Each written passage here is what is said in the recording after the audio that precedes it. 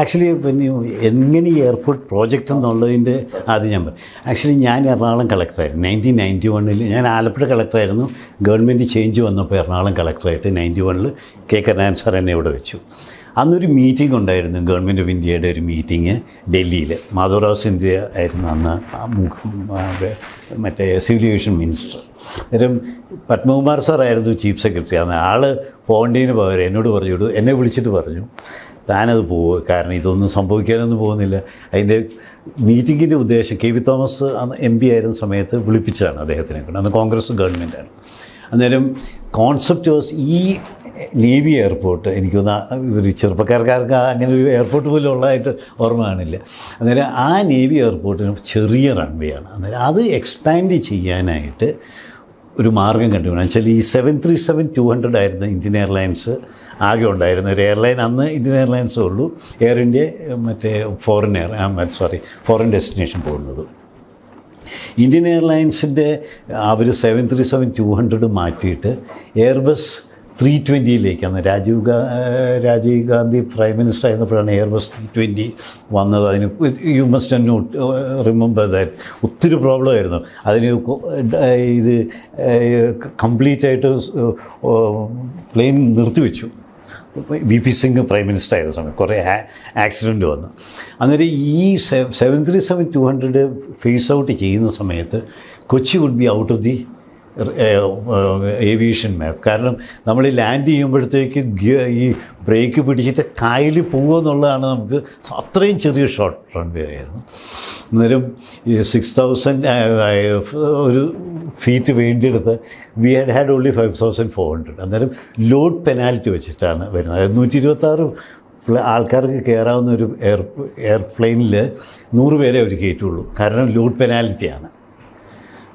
അത് വെച്ചിട്ട് അങ്ങനെ ഒരു സാഹചര്യത്തിൽ ഈ 737 ഫേസ് ഔട്ട് ചെയ്താൽ കൊച്ചി ഏവിയേഷൻ മാപ്പിൽ നിന്ന് പുറത്താകും എന്നുള്ള ഒരു ബോധം കാരണം K V Thomas MP meeting വിളിപ്പിച്ചു മാധവറാവ്. അന്നേരം ഞാൻ ചീഫ് സെക്രട്ടറി പോകേണ്ട അടുത്ത് എന്നെ വിട്ടു.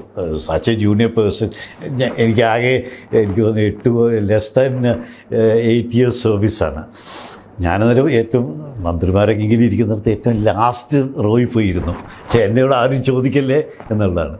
കളക്ടറെ വിളിപ്പിച്ചതെന്നു വെച്ചാൽ അവിടെ ഒരു ടാംലിൻ കോളനി ഉണ്ട്, അത് പൊളിപ്പിക്കണം, എന്നാലേ അത് എക്സ്പാൻഡ് ചെയ്യാൻ പറ്റുള്ളൂ. അന്നേരം അതിന് നിങ്ങൾ എന്താ ചെയ്യുക, അതിന് പണം നിങ്ങൾ മുടക്കുമോ എന്ന് അറിയാനായിട്ടാണ് വിളിപ്പിച്ചു. വെല്ലിട്ടലായില്ല.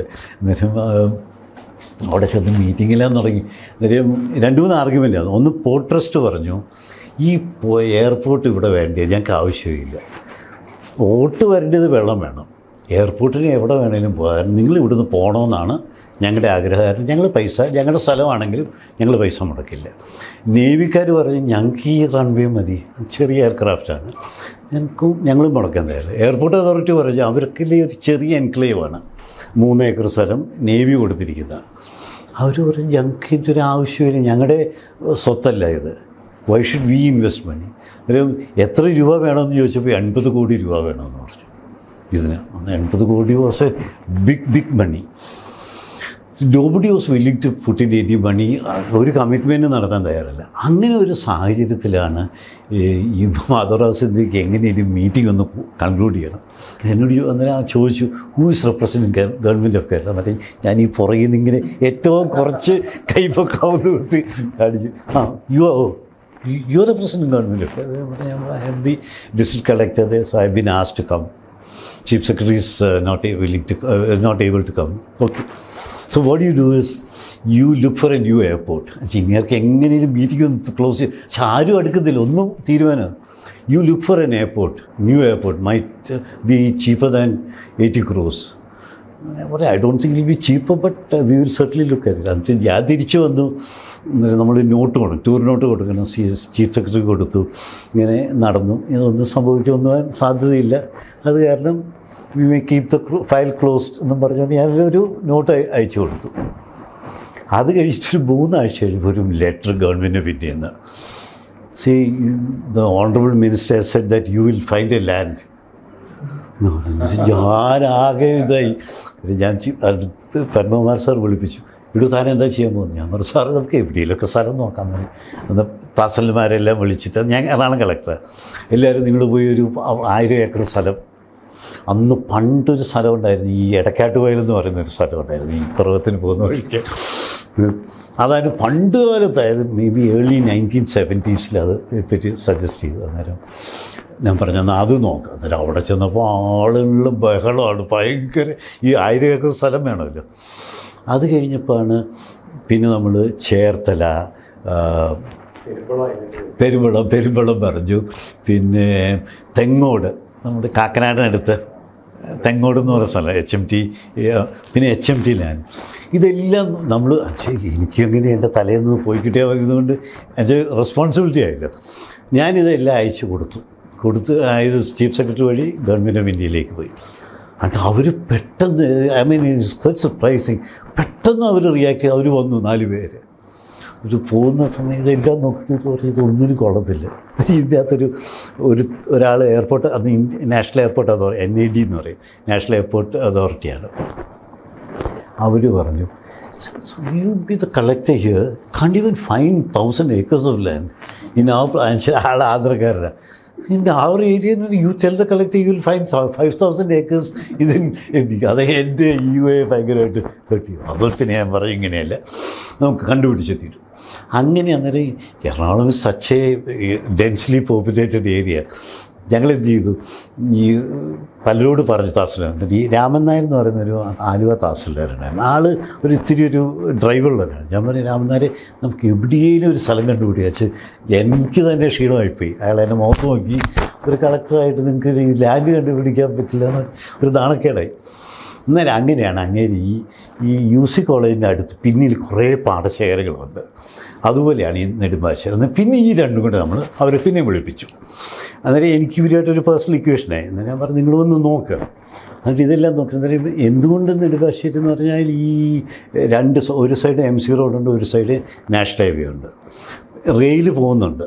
അന്നേരം ഈ റെയിൽവേ ലൈൻ പോകുന്നതിന് അത് റെയിൽവേ ഇത്തിരി മാറ്റാം എന്നൊക്കെ ഉള്ളൊരു കാൽക്കുലേഷന് നമ്മളൊരു 1000 ഏക്കർ സ്ഥലത്തിൻ്റെ ഒരു പ്ലാൻ അങ്ങ് വരച്ചു കൊടുത്തു. അവർ ഒന്ന് പറഞ്ഞു ഓക്കെ, നല്ല സ്ഥലം. അത് നമ്മൾ നമ്മുടെ ജോലി കഴിഞ്ഞല്ലേ, ലാൻഡ് കണ്ടുപിടിച്ചു, അവർ ഓക്കെ.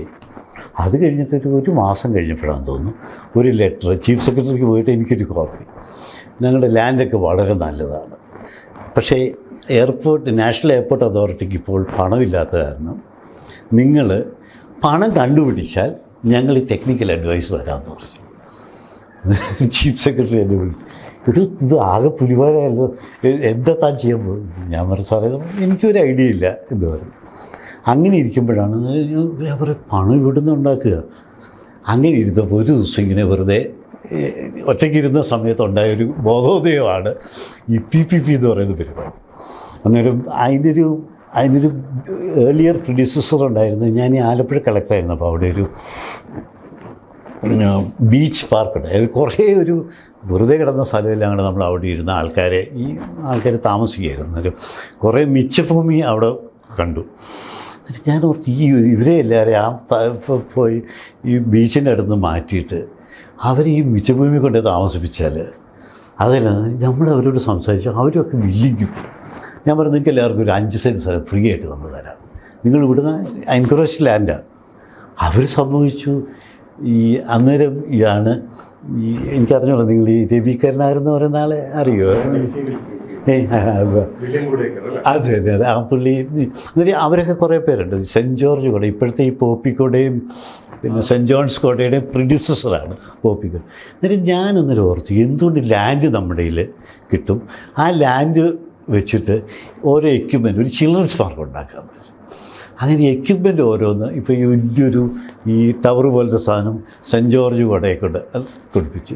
എന്നിട്ട് ഒരാൾ എൻ്റെ അടുത്തെന്ന് പറഞ്ഞു അഹമ്മദാബാദിൽ ചെറിയ റെയിൽ കുട്ടികൾക്ക് കയറാവുന്ന ട്രെയിനുണ്ട്, അത് 2.5 ലക്ഷം രൂപ. 2.5 ലക്ഷം 1990 വാസ് എ ബിഗ് മണി. ഞാൻ ഈ രവിക്കാരനെ വിളിച്ചു. ഞാൻ അതാണ് ആലപ്പുഴ കളക്ടർ. എന്നാലും രവിക്കാരനോട് ഞാൻ പറഞ്ഞു ഇങ്ങനെ ഒരു ഐഡിയ ഉണ്ട്. ഞാൻ പറഞ്ഞു ഇത്രയും പൈസ ആവും, ഒരു കുറച്ചെങ്കിലും ചെയ്താൽ വലിയ why not you send the ADM. ഭയങ്കര നൈസായിട്ടുള്ള മനുഷ്യനാണ്. ആൾ മരിച്ചുപോയി. യു സെൻഡ് ADM അങ്ങനെ 2.5 ലക്ഷം രൂപയുടെ ചെക്ക് ചെയ്യുന്നത്. അന്നേരം നമുക്ക് പിന്നെ ചെയ്തു. അന്നേരം ഈ എക്യുപ്മെൻറ്റ് മേടിക്കാനുള്ള സാധനമായി പിന്നെ ലെവൽ ചെയ്യാനും അതൊക്കെയുള്ള ഒരു അങ്ങനെയാണ്. അന്നേരം ഈ കളക്ടർ എന്ന് പറഞ്ഞാൽ ഇപ്പോഴത്തെ എനിക്ക് അറിഞ്ഞൂടെ, എന്നും ടു ഔട്ട്ഡേറ്റഡ്. അന്നത്തെ കളക്ടർ എന്ന് പറഞ്ഞാൽ ഈ ഫിഷ് ഫാമേഴ്സ് ഡെവലപ്മെൻറ്റ് ഏജൻസിയുടെ ചെയർമാൻ, ഈ SC/ST ഇതിൻ്റെ ചെയർമാൻ, ഇങ്ങനെ ഒത്തിരി നമ്മുടെ പണം പലതും. ഒരു SC/ST corporation SC/ST department care ഓഫിൽ നമ്മൾ ട്രെയിനിങ് കൊടുത്ത് എന്താണ് മതിൽ പണിയാൻ. അന്നേരം ഇതുകൊണ്ട് ആ പൈസ കൊണ്ട് നമ്മൾ മതിൽ പണിതു. ഈ ഫിഷ് ഫാമേഴ്സ് ഡെവലപ്പ് അതിൻ്റെ നമുക്ക് നല്ല ചെറുപ്പമില്ല. I was just for 31 years.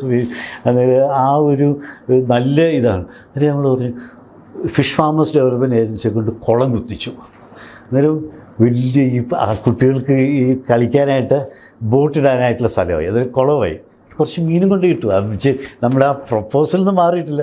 Mean ജീവിച്ചിരിപ്പുണ്ടോന്നൊന്നും V are not bothered. പക്ഷേ അതിനുള്ള അങ്ങനെ പല ഡിപ്പാർട്ട്മെൻറ്റിൽ നിന്ന് പൈസ എടുത്തിട്ട് ആണ്. പക്ഷേ എക്യുപ്മെൻറ്റ് മുഴുവൻ കാണിച്ചിങ്ങനെ ഈ പല ആൾക്കാരുടെ നിന്ന്. എന്നിട്ട് ആ കോൺസെപ്റ്റാണ് ഞാനോർത്ത് why not make it on a grander scale. അന്നേരം നമ്മൾ ഇത് ഇത്രയും പണം it was a very successful. എനിക്കൊന്ന് ഇപ്പോഴും ആലപ്പുഴയിലൊരു കുട്ടികൾക്ക് പോയി ഇരിക്കാവുന്നൊരു സ്ഥലമെന്ന് പറഞ്ഞാൽ അത് മാത്രമേ ഉള്ളൂ.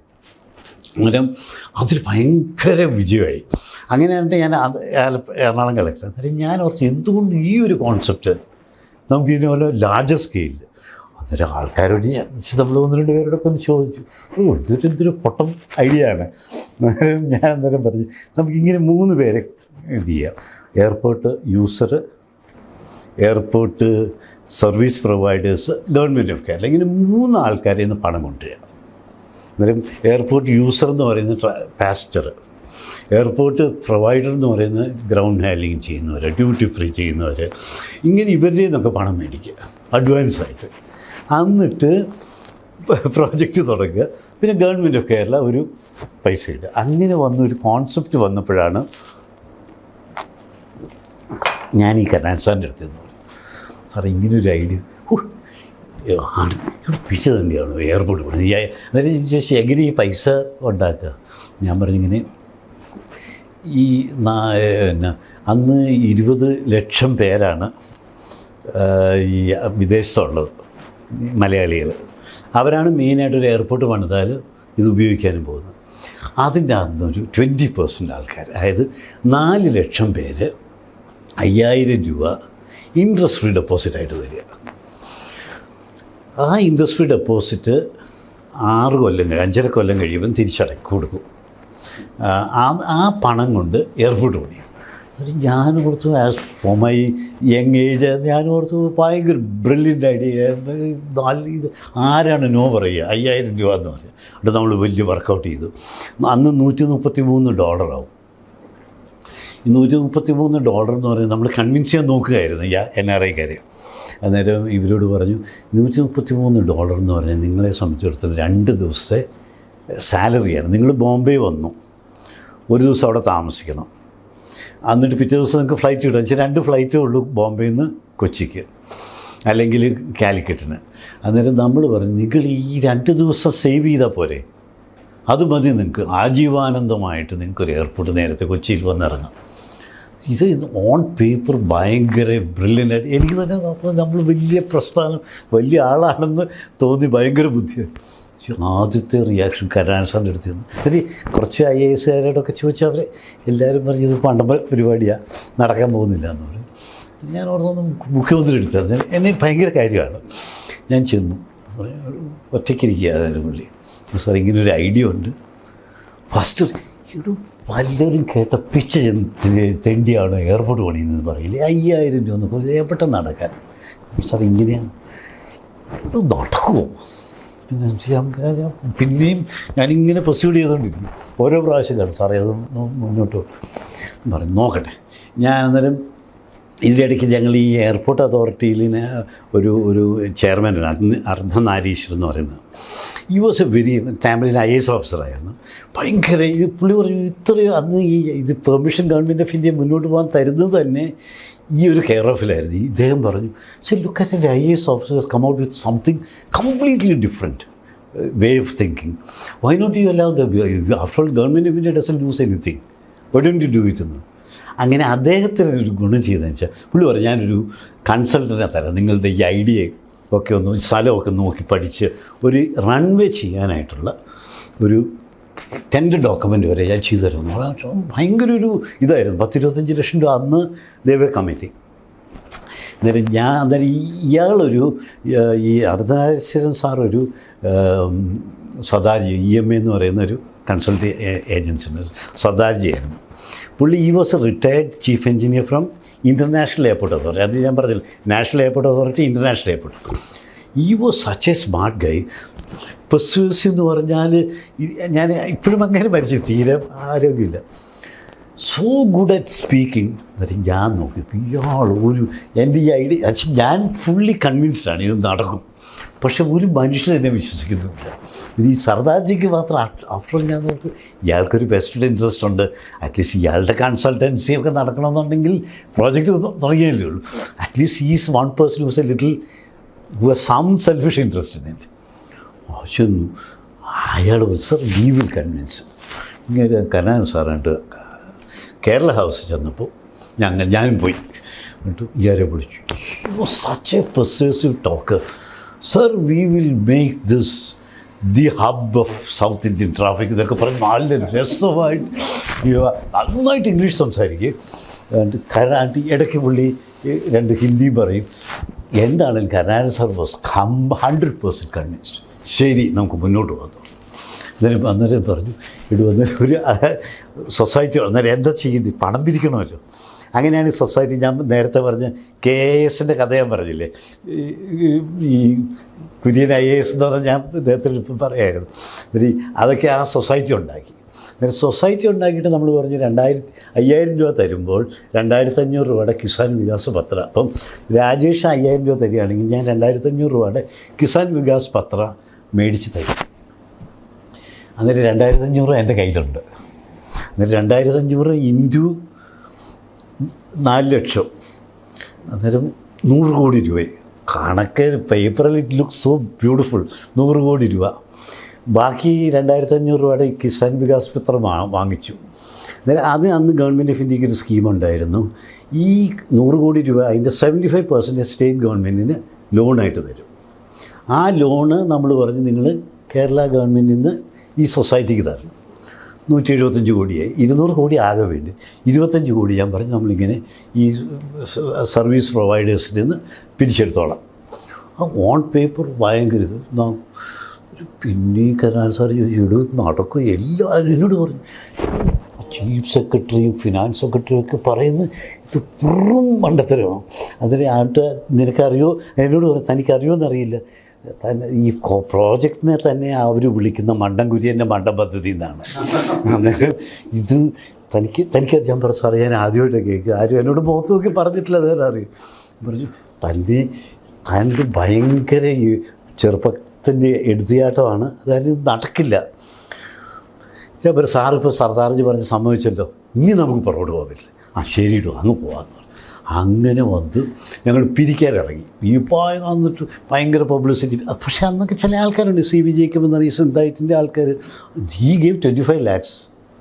അന്നേരം അതിലും ആൾക്കാർ ഇൻ്റർപ്രിട്ടേഷൻ ഉണ്ടായിരുന്നു. ഞാനും പുള്ളിയായിട്ടുള്ള അഡ്ജസ്റ്റ്മെൻറ്റാണ് ഈ 25 lakhs തിരിച്ചു കൊടുക്കുമെന്ന്.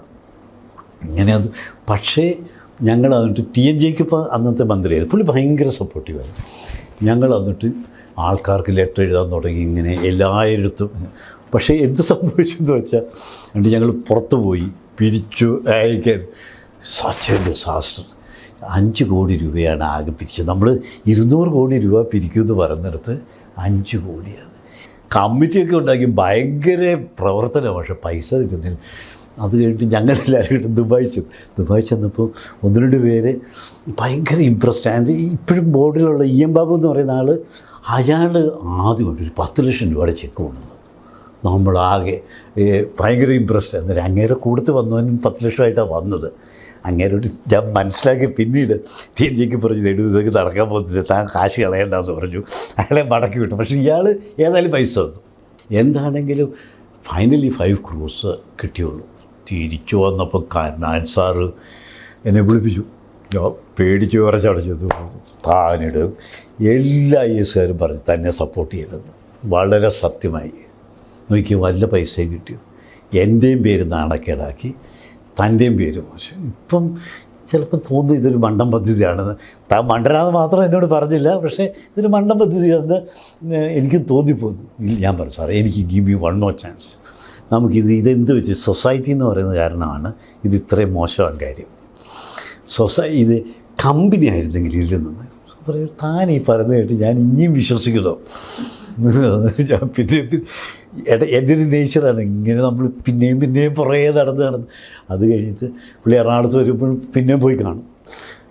അത് കഴിഞ്ഞിട്ട് അവസാനം ശരി ഒരു ഉപകാരം ഉണ്ടായതെന്ന് വെച്ചാൽ അന്ന് ഈ മനോരമ ഒരു സെമിനാർ നടത്തി. അതിന് മുമ്പ് AD 2000 എന്നും പറഞ്ഞുകൊണ്ട്. അതായത് AD 2000 ഞാൻ പറഞ്ഞ ഏറ്റവും വലിയ പ്രോജക്റ്റായിരുന്നു ഇങ്ങനെ ഇതുണ്ടാക്കാതെ. അതായത് മനോരമയ്ക്ക് ഇത്തിരി ഒരു താല്പര്യം ഉണ്ടായിരുന്നു ഈ പ്രോജക്റ്റിനോട്. അന്നേരം ഞാൻ ഈ KM മാത്യുവിനെ ഒരു ദിവസം കണ്ടു. ഞാൻ പറഞ്ഞു ഇങ്ങനെ ഒരു രക്ഷയില്ല, ഞാനാകെ പെട്ടുപോയി. അന്നേരം ഒരു ഉപകാരം ചെയ്യാവോ? അന്നേരം പുള്ളിയും കലാശാലും ഭയങ്കര പേഴ്സണലായിട്ട് ഭയങ്കര അടുപ്പമാണ്. ഞാൻ പറഞ്ഞു ഒരു ഉപകാരം ചെയ്യും, പുള്ളിയോട് ഒന്ന് പറ, ഒരു കമ്പനി ഒന്ന് റേസ് ചെയ്യാനായിട്ട്.